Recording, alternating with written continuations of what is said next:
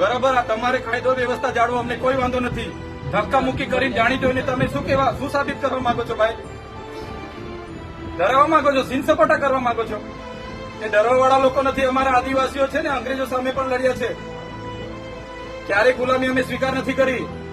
કોઈના મગજમાં એવો ધુમાડો હોય તો કાઢી નાખજો. તમને અહીંયા આટલા બધા દારૂના બુટલેગરોના તમે પરમિશન આપ્યા છે, કેમ અટકાવતા નથી? નામો આપું? કાળીઓ, ભૂરીઓ, લાલીઓ, ભોલીઓ આપું કે નામો? બંધ કરી દેજો. 10 પેટીના 5 લાખ, 20 પેટીના 10 લાખ.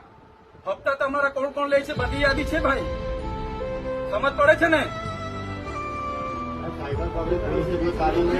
હવે આટલો બધો તમે અહીંયા ગરીબો મજૂરો પરથી દંડ ઉઘરાવો છો વગર જોઈતો, તો આ ખાડા પડ્યા છે એના પર એફઆઈઆર કરો ને.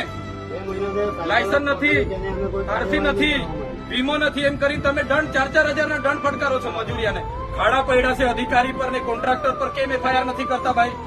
એ તમારા ફરજમાં નથી આવતું. આવતા મજૂરોને ચોકડી પર રોકીને કલેક્ટરશ્રીને, ડીડીઓશ્રીને અને નિયામક બીઆરટી ને 5 તાલુકાના ટીડીઓને બોલાવો. ધારાસભ્ય સમેત બધી પ્રજા આવી છે, અમારે રજૂઆત કરવાની છે. અમારે કોઈ બીજી મગજમારી નથી. હું પોતે એકલો રજૂઆત કરવા વાળો માણસ છું, હું આગેવાન છું. આમના વતી હું રજૂઆત કરીશ, તમે બોલાવો.